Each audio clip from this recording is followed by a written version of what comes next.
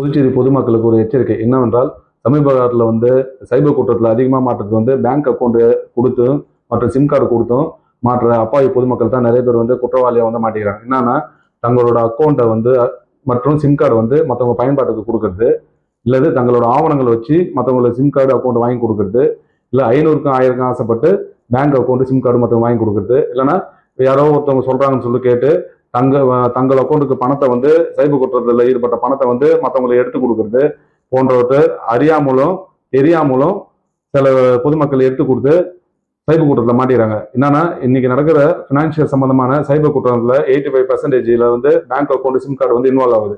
சைபர் குற்றவாளிகள் தன்னை மறைச்சி மற்றவங்களோட பேங்க் அக்கௌண்ட் சிம் கார்டு தான் யூஸ் பண்றாங்க. அதனால புதுச்சேரி பொதுமக்களுக்கு எச்சரிக்கை என்னன்னா, எக்காரணத்தை கொண்டும் பேங்க் அக்கௌண்ட் சிம் கார்டு யாருக்கும் கொடுக்காதீங்க. அப்படி கொடுத்து நீங்க சைபர் குற்றத்தில் மாட்டிக்கினீங்கன்னா நீங்களும் அதுல குற்றவாளியாக சேர்க்கப்படுவீர்கள். அதனால எச்சரிக்கையுடன் இருக்கும்படி பொதுமக்களை கேட்டுக்கொள்கிறேன்.